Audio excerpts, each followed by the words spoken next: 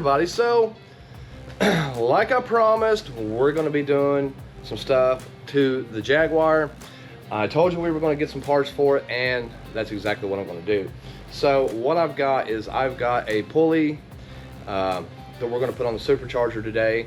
We're going to turn this car up. After that, we're going to add a cold air intake, and then we're going to get on our Alien Tech software, and we're going to take advantage of those mods and see how much horsepower we get out of it. So we're going to see what we can do with this thing and where it's going to go. So let's go ahead and jump right in here and start getting some stuff apart.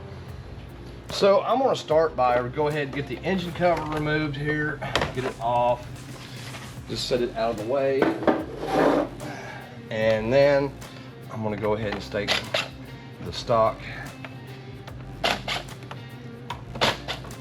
intake pipes off this thing. All right, there's that.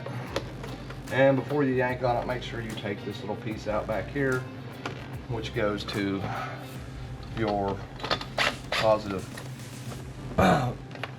vent system. And like I said, once you snap it, it just pops off. It'll sit right there in place.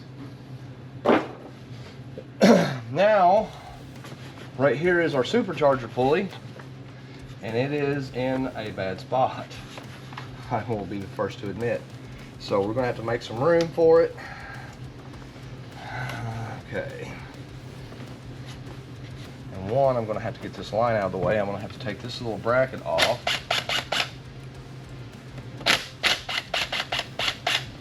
Get it out of here, and we'll set it on the table. And now I can pop this line loose right here, which is our hose, and I'm just going to kind of move it to where I can actually get down in here a little bit better.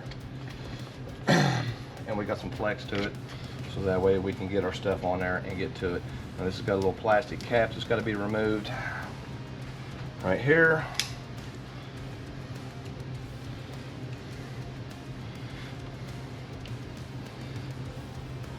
And I'll have to go get a tool for that because I'm going to cut it if I use a knife. So don't use your knife. So hang on. So you guessed it. The little plastic tab that was in here broke off because it was old and tired. So the little plastic cap is stuck in there. And I actually need this little 8mm tapped hole. So now I'm going to have to try to get it out. And hopefully it'll come out. Looks like it is going to turn, so I'm just going to have to sit here and take a small screwdriver until it spins out. So when you do this, be careful, and yes, you may have to try to spin it, but it was kind of stuck, so it didn't quite work out to my favor. Okay, so what I'm doing now is I'm tightening up our pulley puller.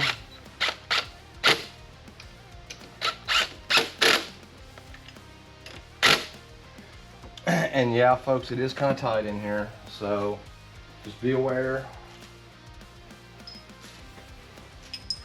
But what it consists of, it comes with a bracket basically, and we've got these bolts here that insert into that, and then you can just pull it. So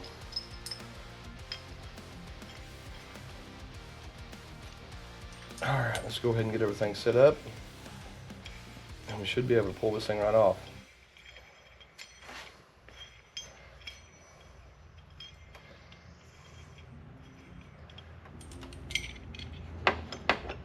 Of course it's going to be tight. Oh yeah, it's going to be real tight. So what I've ended up doing, I ended up going to have to pull the fan out of it. You know, it's got an electric fan. I think I can get it out fairly easy, so I'm just going to pull it so that way I've got clearance to pull this pulley off and then reinstall it. Shouldn't be no big deal. Unfortunately, there is a lot of stuff you have to take out. I took off the induction up here as well as the air boxes, so that way I've got room to work. Probably didn't have to take the air boxes out, but at the same time, you know, why not? Because I mean, it's literally just, you know, 5 minutes are out. So I'm gonna go ahead and work on getting this fan shroud out of here, and then we'll start on the pulley. So yeah, it looks like the airbox does have to come out, unfortunately, because there is a pigtail underneath of it that you have to disconnect in order to be able to get the fan assembly out, the fan shroud and all that. So that's what I'm doing now, is I'm reaching down in there and trying to get that loose. Okay, I'll show you what I've done here real quick. So you're going to lose a little bit of water because the fan shroud will not come out without taking the top hose off. Now what I did is I just found a socket that is about the same size as the hose, and then a plastic bag and a zip tie over the other end, so I can just pull it out of there without losing as much antifreeze. Now what I did lose, I just got a bowl and kind of held it underneath here, and that's just because I didn't want to make a mess in the car, because I hate the smell of antifreeze. That's me personally. If you guys don't care, let it pour, but you are going to lose a little bit of water. So now it's just a matter of getting the fan shroud up and out of here, and then we can start the install. So what I'm doing, I am working the fan assembly out one side at a time. There is some things in the way that you kind of have to move in order to be able to slide it up above that, but it does come out fairly easily, so just keep working at it and you'll have it out in just a second.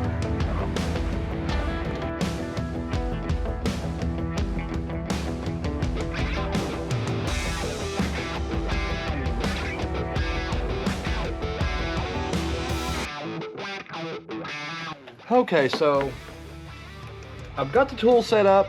Now all we got to do is go ahead and get the pulley off here. And like I said, I had to move the radiator shroud. That way I got room to get in here and do what I need to.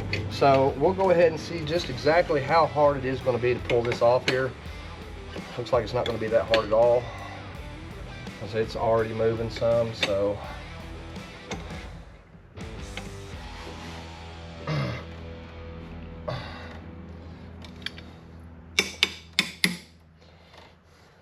yeah, this shouldn't be that big of a deal.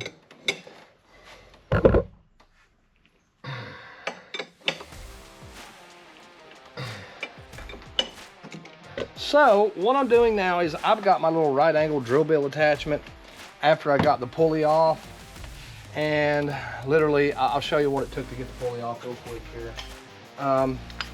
If you look right here, I had to grind one side of the pulley to thin it out in order to get it off here, and I'll show you this because this thing was stuck. I'm not gonna lie, it was stuck pretty bad. So what I did is I thinned it out on this side right here, and then finally I got enough pressure on it, it finally cracked and I felt it go, so and it popped right off after that. Now what I'm doing, I'm taking their machining tool and I'm machining the snout down, because the other supercharger pulley is a lot smaller diameter, and if I don't, we'll run into an interference issue.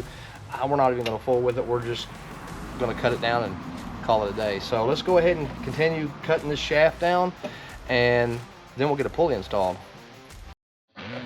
Oh yeah, it's go time now. So what this does is, this is a little cutter that has a piece of tool steel in it that is designed to go onto the snout with an 8mm bolt, holds it in place, and then it'll rotate with the supercharger as you're cutting the housing down in order to fit the smaller pulley.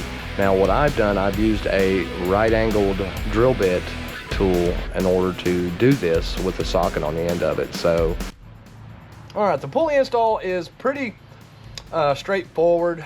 I've got two 15/16 wrenches and your forcing bolt and screw. You get an 8mm bolt that goes in the pulley, and literally you just hold one end of it and keep forcing it on until it's flush. So let's go ahead and get this installed, and then we can get it all back together.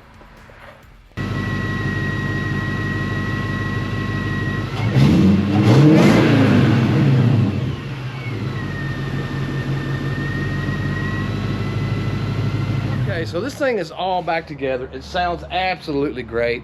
And man, you can really hear the supercharger whine. It made a big difference. Now the only thing we have left to do is install the intake. The only reason I put the old intakes back on is because, well, I wanted to start it. So that, and the intake's not going to be here till Wednesday, and I'll probably drive the car before then. So once we get the cold air intake on it, which will be in the next video, then we'll go ahead and do the tuning, and we'll see just exactly how big of a difference it does make. So for now, that's all we got time for, but thanks for watching, and